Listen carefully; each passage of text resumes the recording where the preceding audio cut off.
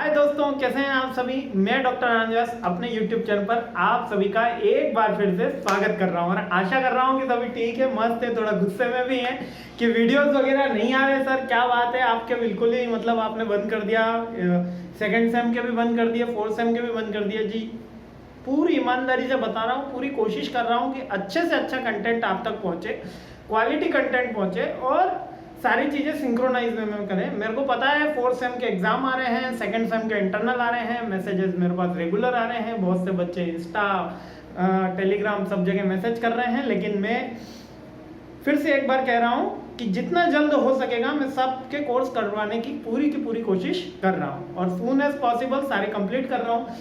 आज का जो सब्जेक्ट फोर्थ सेम का अभी अपन ने नया स्टार्ट करा है वो है B2B एंड सर्विस मार्केटिंग। कौन सा सब्जेक्ट है? B2B and service marketing. और इसके पैरेलल में digital marketing fourth second same में मैं चलाऊंगा। अभी थोड़ी देर में सेकंड सेम का भी वीडियो अपलोड होगा। पहले फोर्थ सेम की बात कर लेते हैं। यूनिट फर्स्ट है। ये सब्जेक्ट मेरे को इसलिए ज्यादा प्रिय है क्योंकि ईमानदारी से बताता हूँ, जो ये डॉक्टरेट लगा हुआ है डॉक्टर आनंद व्यास, ये ई-कॉमर्स के एरा में लगा है मेरे। मीन्स के जो B2B है, B2C है, जो डिजिटल मार्केटिंग है, डिजिटल ई-कॉमर्स प्लेटफॉर्म है, इसी के अंदर मेरे थोड़ा सा आप ये कह सकते हो कि थोड़ा एक्सपर्टीज है।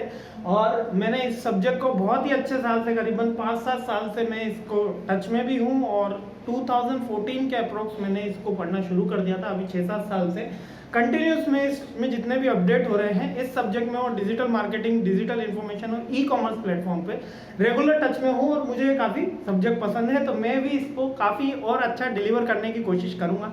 ऐसा नहीं कि सारे सब्जेक्ट अच्छे पसंद नहीं, लेकिन ये थोड़ा सा खास है क्योंकि मेरी जो डॉक्टरेट है वो इसी में अवॉर्डेड है। तो MBA फोर्थ सेम का सब्जेक्ट है, BBA, BCom, PGDBM में सब्जेक्ट आता है और UGC नेट में तो सब्जेक्ट चलता ही है। मीन्स के ये एक टॉपिक्स वाइज होते हैं ई-कॉमर्स में, UGC नेट में।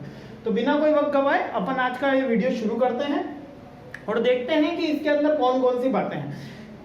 वीडियो शुरू करने से पहले अपन को टॉपिक क्लियर हो जाना चाहिए, सब्जेक्ट क्लियर हो जाना चाहिए, इसके बाद ही इसके अंदर की रामायण पढ़ने में मजा आएगा। वरना तो क्या होगा कि मैंने सब्जेक्ट शुरू कर दिया, हम क्यों पढ़ रहे हैं, क्या है B2B, सर्विस मार्केटिंग क्या है, इसके बेसिक फंडामेंटल हाँ सब्जेक्ट के अंदर तो है ही, लेकिन अपन पहले देख लेते हैं, उसके बाद ही अपन शुरू करेंगे। तो क्या कह रहा है सब्जेक्ट ये कह रहा है, पहला लिखा हुआ है B2B। इसका मतलब क्या है? Business to business. अब ये बिजनेस टू बिजनेस क्या होता है? देखिए एक बात याद रखिएगा, जब कोई दो होलसेलर, मैन्युफैक्चरर किसी होलसेलर को सेल कर रहा होता है तो होलसेलर का उसका मेन एम क्या होता है? क्या वो उसको कंज्यूम करता है? नहीं, वो उसको कंज्यूम नहीं करके बल्कि क्या करता है, वो उसको रिटेलर को ट्रांसफर करता है। जब मैन्युफैक्चरर कोई चीज होलसेलर को दे रहा होता है तो होलसेलर आगे रिटेलर को देता है और रिटेलर जो होता है वो कंज्यूमर को देता है। यही हमारी सप्लाई चेन है, यही हमने पढ़ रखा है, तो कंज्यूमर को देता है। यहां तक आप सबको बात क्लियर हो गई होगी कि ये हमारी सप्लाई चेन है। जब ये दो बिजनेस एंटिटी आपस में व्यापार करते हैं, आपस में ट्रेड करते हैं, आपस में बिजनेस करते हैं, आपस में exchange of the goods with monetary value करते हैं, तो ये बिजनेस कहलाता है। और किस नेचर का कहलाता है? B2B कहलाता है। किस नेचर का कहलाता है? B2B कहलाता है। आई होप आपको क्लियर हो गया होगा। ये B2B ऐसा नहीं है कि नया है, ई-कॉमर्स आने के बाद ही B2B लॉन्च हुआ, लेकिन ई-कॉमर्स आने से पहले भी B2B था, आज भी है और हमेशा रहेगा। क्यों? क्योंकि कितनी बार ऐसा होता है कि मैन्युफैक्चरर डायरेक्टली सप्लाई नहीं कर पाता है। किसको? कस्टमर को। मैन्युफैक्चरर डायरेक्टली कस्टमर को सप्लाई नहीं कर पाता, उसको किसी ना किसी सप्लाई चेन की हेल्प लेनी होती है, through retailer, through wholesaler. 1 level 2 level अपन डिटेल में पढ़ेंगे ये बात। लेकिन अभी आपको ये याद रखना है B2B का मतलब क्या होता है कि बिजनेस टू बिजनेस जब ट्रांजैक्शन होते हैं, जब दोनों बिजनेस एंटिटी है, दोनों फाइनल कंज्यूमर गुड्स नहीं कंज्यूम नहीं कर रहे हैं, एक मैन्युफैक्चरर हो सकता है। अच्छा, होलसेलर और रिटेलर के बिजनेस में भी B2B ही आएगा, यानी कि होलसेलर ने भी नहीं बनाया, रिटेलर ने भी नहीं बनाया, होलसेलर लेकर आया, रिटेलर भी लेकर आया होलसेलर के पास से। तो ये बिजनेस एंटिटी, व्हेन जब दो बिजनेस एंटिटी आपस में व्यापार करती हैं, उनको क्या बोला जाता है? B2B बोला जाता है। इतना सा बात है, कितनी इतनी आसान है। अब सेकंड इसका पॉइंट क्या था, सर्विस मार्केटिंग। अब सर्विस और मार्केटिंग, तो वापस से शब्द यहाँ पे टूटता है कि सर्विस क्या है और मार्केटिंग क्या है। सर्विस क्या है और मार्केटिंग क्या है। देखिए जो यहाँ पे सर्विस है, सर्विस और सेल, इन दोनों में डिफरेंस होता है।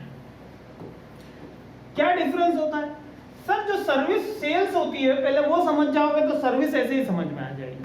अभी मैं आपको जो YouTube के ऊपर अपन ये चैनल पढ़ रहे हैं या अदर प्लेटफॉर्म के ऊपर भी आप ये वीडियो देख रहे हैं, ठीक है, तो ये क्या है, सर्विस है, ये सेल्स नहीं। मैं आपको कोई प्रोडक्ट डिलीवरी नहीं कर रहा हूं। सेल्स में क्या होना चाहिए, कोई एक प्रोडक्ट होना चाहिए, उसकी डिलीवरी होनी चाहिए, ए बंदा बी को वो प्रोडक्ट डिलीवर करे, physical delivery of the goods, physical होना चाहिए, ठीक है। टेंजिबल इंटेंजिबल वो सेकंड पॉइंट है, पर basically it is a goods होना चाहिए, ठीक है। तो ये सेल्स, बट सर्विस में नहीं होता। जैसे कि लॉयर एक सर्विस प्रोफेशन है, डॉक्टर एक सर्विस प्रोफेशन है, टीचिंग एक सर्विस प्रोफेशन है, but selling of the goods sales कहलाती है, वो बिजनेस में आती है। तो आप समझ में आया सर्विस और सेल्स में क्या डिफरेंस है, कि सर्विस के अंदर तो कोई गुड्स ट्रांसफर नहीं होता, कोई आपको ऐसी सेवाएं दी जाती। मान ले मैं पढ़ाई की सेवा दे रहा हूँ, एक डॉक्टर है, वो आपकी कोई बीमारी हो गई है, उसके लिए इंजेक्शन लिख के दे रहा है, कोई दवाइयाँ लिख के दे रहा है, कंसल्टेंसी चार्ज कर रहा है। आप किसी अकाउंटेंट के पास जा रहे हैं, वो आपका अकाउंट्स का ITR फॉर्म फिलअप करके दे रहा है, तो वो एक कंसल्टेंसी चार्ज कर रहा है। तो वो कंसल्टेंसी चार्जेस क्या कहलाता है, वो सर्विसेज कहलाता है। इसके अंदर कोई फिजिकल गुड्स प्रोवाइड नहीं होता, ये कंटिन्यूअस होती है।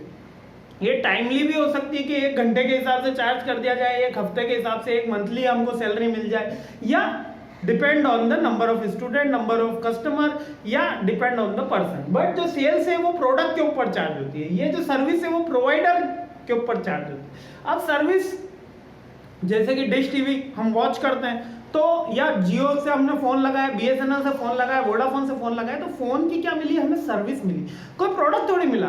अरे मैंने यहाँ से मेरे पिताजी को बात करी, तो बात करने की मेरे को एक सर्विस प्रोवाइड कराई गई। तो सर्विस इंडस्ट्री अलग होती है और सेल्स इंडस्ट्री अलग होती है। इसलिए कौन सा टैक्स का जन्म हुआ है, goods and service tax. GST पढ़ रहे हैं ना अपन, सुन तो रही है, अरे GST बढ़ाओ कम करो, पेट्रोल के प्राइस बहुत आगे बढ़ गए, गुड्स एंड सर्विस टैक्स, है ना, ठीक है। देखिए गुड्स एंड सर्विस टैक्स, तो गुड्स डिफरेंट, जब गुड्स होगा तो सेल होगा, और सर्विस होगी तो सर्विस, उसके अंदर डिफरेंट काइंड्स ऑफ टैक्सेस है। यहाँ तक बात समझ में आई। अब मार्केटिंग क्या होता है, मार्केटिंग में आपको अभी यहाँ पे यही समझना है। वैसे तो पूरा सब्जेक्ट मैंने डिफरेंट उसके ऊपर वीडियोस बना रखे हैं, लेकिन इस सब्जेक्ट में अपन को यही समझना है, जस्ट प्रमोशन। क्या प्रमोशन, प्रमोशन का मतलब क्या है, जो मैन्युफैक्चरर है या जो प्रोडक्ट है या जो सर्विस है, मान लेते हैं यहाँ पर सर्विस मार्केटिंग की बात हो रही है, तो यह जो सर्विस है उसको मान लीजिए, मेरी बात ले लेते हैं, ठीक है, कि ये आनंद जो है वो एक सब्जेक्ट पढ़ाता है। मान लेते हैं कि अपन B2B सब्जेक्ट पढ़ा रहा हूँ, लेकिन मैं एक सर्विस प्रोवाइड करा रहा हूँ इस सब्जेक्ट का नॉलेज देने के लिए, तो मैं मेरे जो स्टूडेंट्स हैं उन तक कैसे पहुंचूंगा और उन्हें बताऊंगा कि मैं ये प्रोडक्ट पढ़ा रहा हूं, अगर आप मेरे पास पढ़ोगे तो आपको इसका नॉलेज मिलेगा। तो दैट इज सिंपल थिंग। या कोई डॉक्टर है या कोई एजुकेशनल इंस्टीट्यूट है, वो कुछ एजुकेशन दे रहा है, तो वो अपनी सर्विसेज के बारे में प्रमोशन कर रहा है, किसको, स्टूडेंट्स को, कस्टमर को। अच्छा, स्टूडेंट और कस्टमर एक ही है वैसे, पर ऐसे बोलने में अच्छा नहीं लगता, इसलिए मैं अलग अलग लिख देता हूँ। तो स्टूडेंट्स और कस्टमर को जब वो मैं मेरे प्रमोशन दे रहा हूँ, मेरे प्रोडक्ट के बारे में बता रहा हूँ, तो यही तो मार्केटिंग कहलाती है। क्या कहलाती है, just promotion of the product is marketing, simple एकदम। अपने प्रोडक्ट के बारे में कस्टमर या प्रोबेबल बायर को बताना मार्केटिंग कहलाती है। और यही सर्विस मार्केटिंग, अपने सर्विसेज के बारे में अपने एंड यूजर को बताना सर्विस मार्केटिंग कहलाती है। और B2B है वो डिफरेंट सेगमेंट है, मतलब ये दोनों का आपस में अभी कोई लेना देना नहीं, दोनों अलग अलग है। B2B अलग है और सर्विस मार्केटिंग अलग है। आई होप आपको क्लियर हो गया होगा। अब अपन फर्स्ट यूनिट शुरू कर रहे हैं। देखिए वीडियो लंबा हो रहा है, मुझे पता है, आपको एग्जाम की भी जल्दी है, सारी चीज़ प्रिपेयर करनी है, लेकिन मेरा फर्ज बनता है कि मैं आपको पूरी की पूरी चीज़ डिलीवर करूँ। ऐसा नहीं है कि खाने में 4 सब्जियां बनी और मैं 2 ही सब्जी आपको खिला के भेज दूँ, है ना। पूरा खाना खिलाना मेरा फर्ज है। तो ठीक है, यहाँ तक, क्योंकि अगर ये बात क्लियर हो गई ना आपको कि B2B क्या है, सर्विस मार्केटिंग क्या है, तो आगे आपकी अब्जॉर्प्शन की कैपेसिटी जो होगी वीडियो की वो काफ़ी बढ़ जाती है, आप अच्छे से समझ पाते हैं। और यही तो मेरा एम है कि मैं आपको कुछ ऐसा डिलीवर कर सकूं कि आपकी लाइफ में एड ऑन हो, क्योंकि ये सब्जेक्ट ऐसा है, यकीन मानिए ये सब्जेक्ट नहीं है, ये आपके आजीविका का साधन हो सकता है। आप इससे पैसा कमा सकते हो, कैसे उस तो 5th यूनिट में बात करेंगे कि इससे पैसा कैसे कमाएंगे, लेकिन यकीनन ये सब्जेक्ट का अगर नॉलेज होता है तो बहुत सी कंपनियां इसी सब्जेक्ट के दम पे ही काम करती है। अरे होलसेलर क्या करता है, B2B का ही तो काम कर सकता है। रिटेलर क्या कर रहा है, एंड यूजर पे जा रहा है, पर होलसेलर क्या कर रहा है, B2B इधर से लाके एक्सपोर्ट इंपोर्ट का बिजनेस है, सुना होगा, तो वो यही तो है। पर क्या है, आइए देखते हैं। ठीक है, तो फंडामेंटल क्या कहते हैं B2B के, अभी अपन ने सीखे फंडामेंटल ऑफ B2B मार्केटिंग। अब यहाँ पर नया जो फर्स्ट टॉपिक आपका निकल कर आया है वो है B2B मार्केटिंग। अब ये B2B मार्केटिंग, B2B यानी होलसेलर किसको बता रहा है, रिटेलर को बता रहा है। आपने अखबार में ऐड देखा होगा, बहुत बार न्यूज़पेपर में ऐड आता है कि डीलरशिप के लिए संपर्क करें, डीलरशिप के लिए संपर्क करें। नया पेट्रोल पंप खुल रहा है रिलायंस का, उसने ऐड डाला कि डीलरशिप बनाने हैं तो संपर्क करें, 1 2 3। तो कंपनी क्या बना रही है, डीलर बना रही है, यूजर नहीं बना रही है, डीलर। अब ये क्या करते हैं, डीलर खुद कंज्यूम नहीं करते हैं वो प्रोडक्ट, डीलर तो आगे रिटेलर को बेचते हैं, हाँ या ना, डीलर आगे रिटेलर को बेचते हैं। और अगर डीलर एंड यूजर को भी बेच देते हैं। कितनी बार यदि अगर छोटी जगह का है, कोई डिस्ट्रिक्ट का डीलर है, तो वो डायरेक्ट एंड यूजर को भी बेच देता है, यानी कि कस्टमर को भी वो चीज सेल कर देता है। अगर बड़ा है, थोड़ा मेट्रो सिटी है, तो डीलर सब डीलर को बेचता है या रिटेलर को सोल्ड करता है। तो B2B मार्केटिंग में जो कंपनी है वो डीलरशिप के लिए आवेदन मंगा रही है, यानी होलसेलर, मैन्युफैक्चरर, होलसेलर बनाने के लिए। क्योंकि जिस कंपनी का जितना सप्लाई चेन स्ट्रॉन्ग होगा ना, वो कंपनी के ग्रोथ होने के चांसेस उतने बढ़ जाते हैं। तो देखते हैं ये पॉइंट क्या है।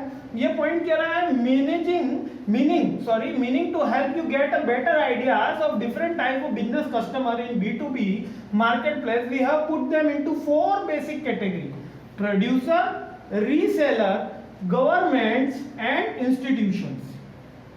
थोड़ा सा रब करना होगा।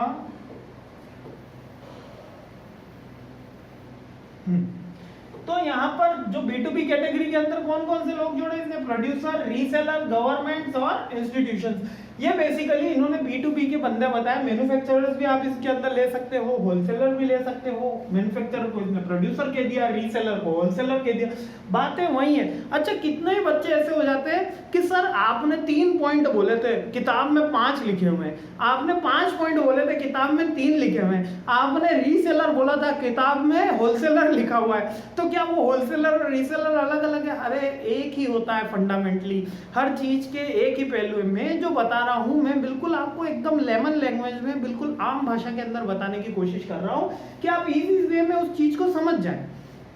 ठीक है, अब रीसेलर बोलूंगा तो बिल्कुल ऐसा लगता है कि कोई प्रोडक्ट ले रहा है, पर होलसेलर बोलूंगा तो हमारे कॉमन टर्मिनोलॉजी होलसेलर है।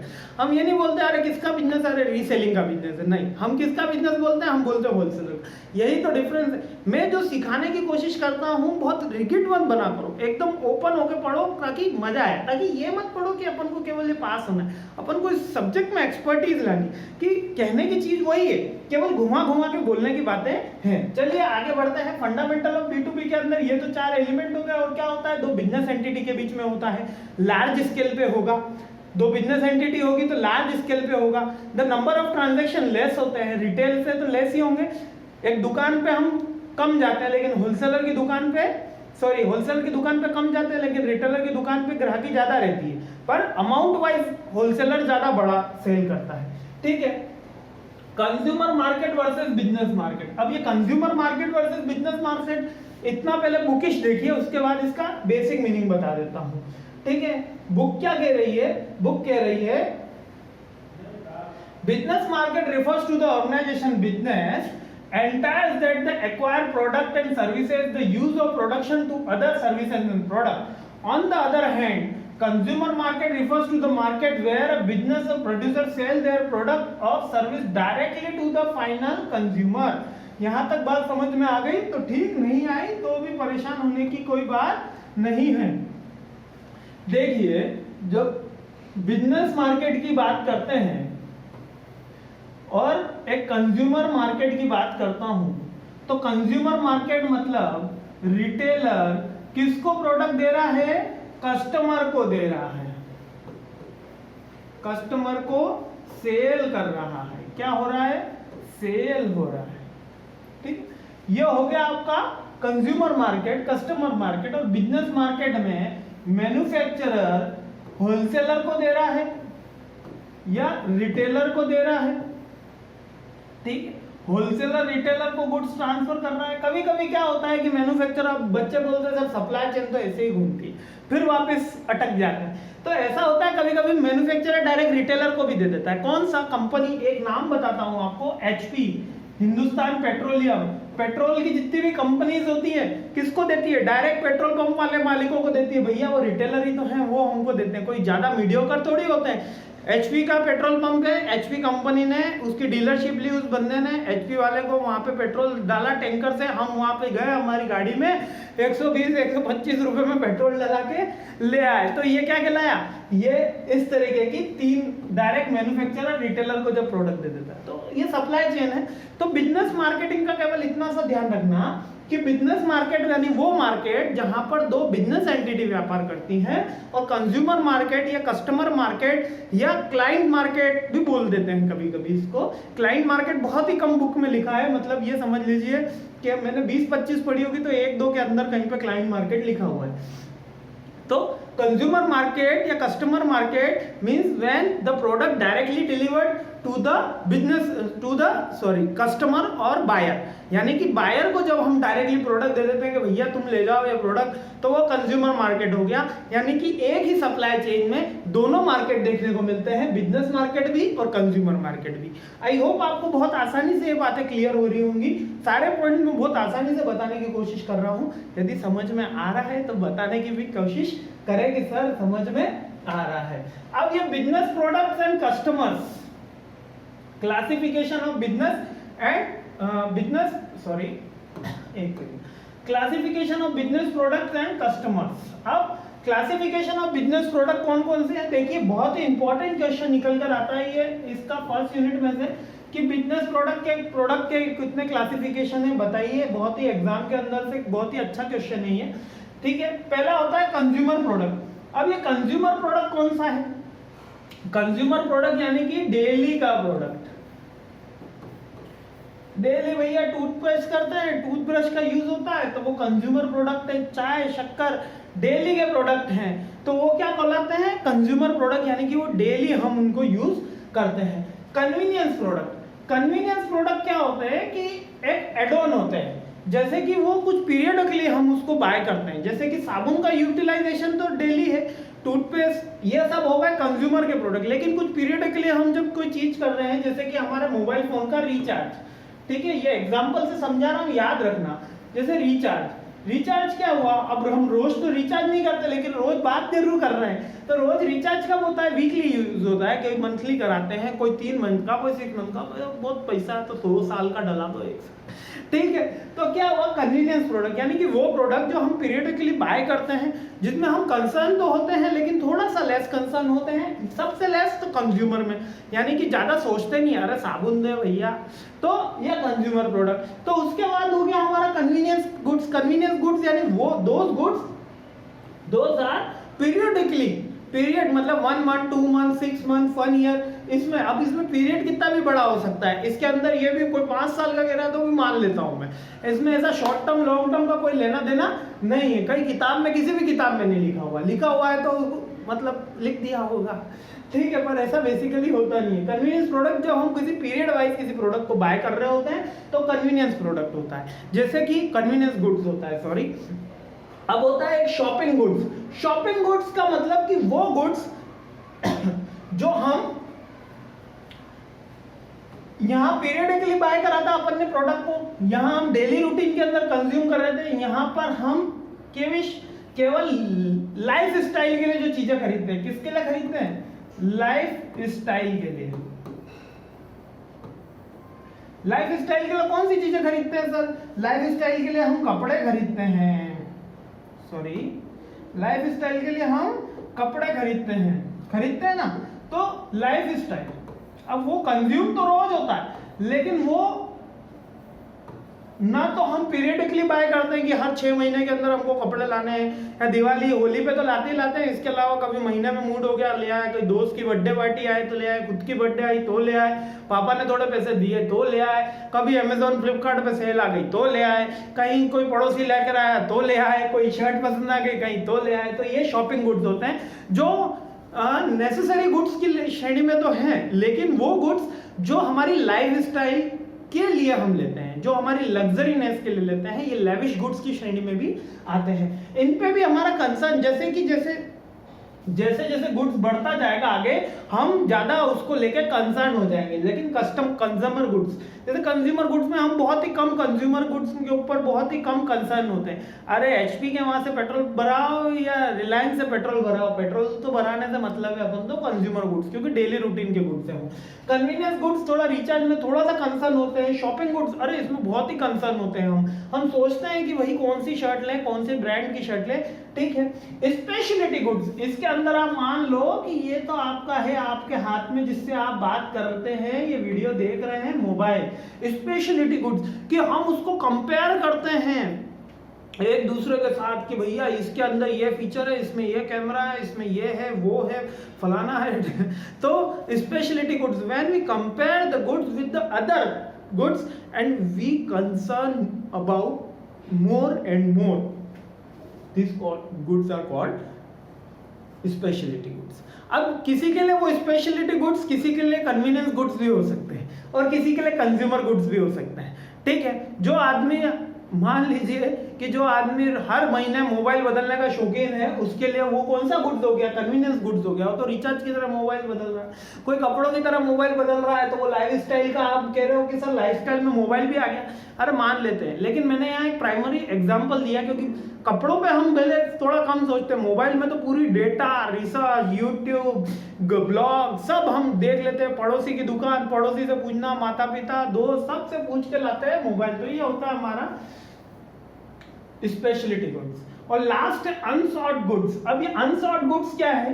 ये हम लाइफ में 1 या 2 बार खरीदते हैं अनसॉर्ट गुड्स, और इसका बहुत ही ज्यादा कंसर्न लेके करते हैं। जैसे कि हमारा घर, हमारा मकान, जिसको हम हाउस बोलते हैं, और अच्छे से रहे हम हमारे माता पिता के साथ, हमारे घर वालों के साथ, तो वो होम बन जाता है, वरना तो वो मकान ही कहलाता है, यानी मकान घर बन जाता है, तो वो मकान है। अब ये मकान तो हम, ऐसा तो नहीं है कि महीने में 1 बार खरीद लिया, साल में 1 बार खरीद लिया, 5 साल में 1 बार खरीद लिया। मैं आम श्रेणी की बात कर रहा हूँ, मेरे जैसे लोगों की बात कर रहा हूँ, करोड़पतियों की बात नहीं कर रहा हूँ। तो हाउस क्या है? हाउस में क्या हो रहा है कि ये जीवन में 1 बार खरीदा जाता है, तो अनसॉर्ट गुड्स बोला जाता है इसको। अब इसके अंदर क्या है कि हम एक्सट्रीमली कंसर्न होते हैं, सारी चीजें एटमॉस्फेयर पे ले जाता है, and once in the life time, 2 और 3 टाइम, मैक्सिमम 2 और 3 टाइम, 2 या 3 बार, इससे ज्यादा कोई घर खरीद ले मिडिल क्लास का आदमी, तो मैं कह रहा हूं कि वो इंडिया में तो कर पाना बहुत ही मुश्किल है, ठीक है। तो ये अनसॉर्ट गुड्स, आई होप पांचों मैंने आपको एग्जांपल देके बताया, 1 2 3 4 5 पांचों एग्जांपल देके बताए, पांचों आपको समझ में आ गए। कहीं पे आपको लग रहा हो कि कोई डाउट है, कहीं पे आपको लग रहा है कि सर कंज्यूमर गुड्स के अंदर ये नहीं, ये होना चाहिए, तो मैं कह रहा हूं कि बुक को एक बार और कंसर्न कर लेना। लेकिन जो मैंने आपको एग्जांपल दिए हैं, कंसर्न लेवल आपका बढ़ता चला जाएगा, मतलब सोचने, कंपेरेबिलिटी की क्षमताएं बढ़ती चली जाएगी, और उसके साथ ये भी देखता बढ़ता चला जाएगा कि कौन से गुड्स अपन ले रहे हैं। यानी कि अपन को पता नहीं है कि ये लेना है, हम घर की प्लानिंग करते हैं, लेकिन कहाँ लेना है ये प्लान नहीं करते। जब थोड़ा थोड़ा पैसा इकट्ठा होता है, फिर कहीं पे कोई बिल्डर प्रोजेक्ट बताता है कि ये ले लो, फिर हम उसको मान बनाते हैं, 5 साल 7 साल के अंदर फिर उसका पैसा चुकता है, किसी का 10 साल में, किसी का 15 साल में लोन चुकता है, तो वो एक अनसॉर्ट प्रोडक्ट है। लेकिन शॉपिंग गुड्स हम हमारी लाइफस्टाइल, अब कोई मोबाइल के लिए भी लाइफस्टाइल मान सकता है, लेकिन मैंने क्लोथ्स इसके अंदर बेस्ट एग्जांपल लगा। स्पेशलिटी गुड्स यानी कि कोई स्पेशल फीचर्स के लिए अगर हम कोई बाय कर रहे हैं, जैसे कि ये कैमरा खरीदा अपन ने वीडियो बनाने के लिए, तो स्पेशल फीचर, इसका एक ही फीचर है कि एक वीडियो बना रहा है, और क्या फोटो क्लिक कर जाएगा। फोटो का काम तो इससे बहुत कम ही होता है, लेकिन कैमरा क्या काम कर रहा है, अरे भैया वीडियो बना रहा है। तो ये वीडियो के लिए speciality goods, when the product is buy for their special nature, when the product is buy for the livelihood या lifestyle, that's called shopping goods. When the product is buy for the consumable items like foods, that's consumer product. When the product is buy for their convenience, for their services, for their like कि ओला और Uber से जो आप service book कर रहे हो और जो ओला सर्विस दे रही है वो कन्वीनियंस सर्विस है आप, ठीक है। घर पे बैठे कार आती है, आराम से बैठ के जाते हैं ठप्पे से, तो वो कन्वीनियंस सर्विस है। आई होप आपको सारी चीजें क्लियर हो गई होंगी। अब बिजनेस प्रोडक्ट्स, अब ये तो होते हैं हमारे कंज्यूमर के प्रोडक्ट्स, ठीक है, एक आम आदमी। अब वो दूसरा होता है बिजनेस प्रोडक्ट, ये उससे भी जानना बहुत ही आसान, थोड़ा सा रब कर देते हैं अपन।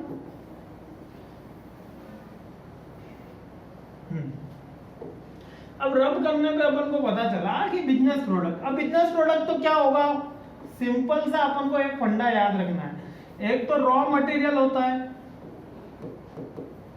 ना, कच्चा माल जिसके थ्रू अपन कन्वीनियंस बनाते हैं। जैसे कि कोई कंप्यूटर कंपनी है तो उसके लिए कच्चा माल क्या हुआ, कोई प्लास्टिक के आइटम्स हुए, कोई कंडक्टर हुआ, कोई चिप हुई। जैसे कि चिप बना रही माइक्रोसॉफ्ट कंपनी और रैम आ रही है उनकी दूसरी कंपनी से, इंटेल का उसमें प्रोसेसर लग रहा है, विंडो ऑपरेटिंग सिस्टम लग रहा है, माउस किसी और कंपनी बना रही है, तो वो क्या कहलाता है, रॉ मटेरियल कहलाता है। बेसिकली वो असेंबल करके दे रही है, तो रॉ मटेरियल एक होता है ना। पार्ट्स होता है, कैपिटल आइटम्स होते हैं बिजनेस के अंदर। कैपिटल आइटम्स लाइक कि वो आइटम जो सेल्स के लिए नहीं होते, क्या आइटम सेल्स के लिए नहीं होते बल्कि यूटिलाइजेशन के लिए होते हैं। कौन से ऐसे आइटम, मान लेते हैं एक पेंट की कंपनी है, किसकी कंपनी है, पेंट, एशियन पेंट कंपनी है, उसने खरीदे 200 कंप्यूटर। क्या खरीदे, 200 कंप्यूटर। तो क्या एक पेंट की कंपनी पेंट बेच रही है उनसे, नहीं, वो क्या बेच रही है, कंप्यूटर बेच रही है, नहीं बेच रही। तो पेंट की कंपनी तो पेंट बेच रही है, सॉरी मैं गलत बोल दिया, पेंट की कंपनी तो पेंट बेच रही है, कंप्यूटर बेच रही है, नहीं बेच रही। लेकिन जो कंप्यूटर खरीदे वो किस लिए खरीदे, कि वो ज्यादा पेंट सेल कर पाए, वो ज्यादा यूटिलाइजेशन कर पाए। तो इसलिए ये काइंड्स ऑफ जो आइटम है जिनका यूटिलाइजेशन बिजनेस प्रमोशन के लिए होता है, वो कैपिटल गुड्स कहलाते हैं। ये थोड़ा सा फाइनेंस वाले बच्चे आसानी से समझ जाएंगे, हम बीकॉम के अंदर ये पढ़ते हुए आए हैं।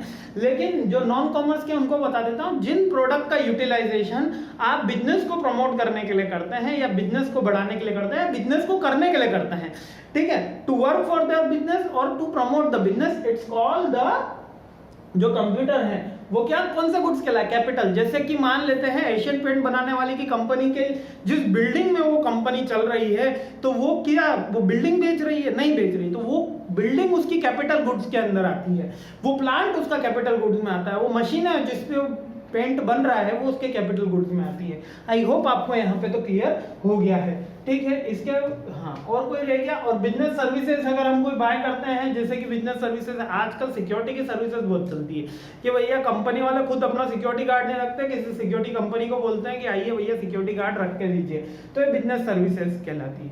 आई होप ये 2-3 चीजें आपको समझ में आ गई हैं और यहाँ तक कोई आपको दिक्कत आई नहीं, ठीक है। चलिए, एलिमेंट्स ऑफ B2B ऑफरिंग, ये अपन आगे देखेंगे क्योंकि शायद मुझे लग रहा है कि काफी बड़ा है अभी, हाँ ठीक है, आगे काफी लंबी लड़ाई अभी बाकी है। फर्स्ट पार्ट में ज्यादा वीडियो बड़ा नहीं करना चाहता, इसलिए फर्स्ट पार्ट अभी अपन 30 मिनट्स का अपलोड कर देते हैं। जैसे ही 30 मिनट्स का आएगा सेकंड पार्ट भी इसका बैक टू बैक में अपलोड करने की कोशिश कर रहा हूँ। और thanks for watching my this video, I really appreciate your time and please let me know कि आपको मेरा वीडियो कैसा लगा। Thank you.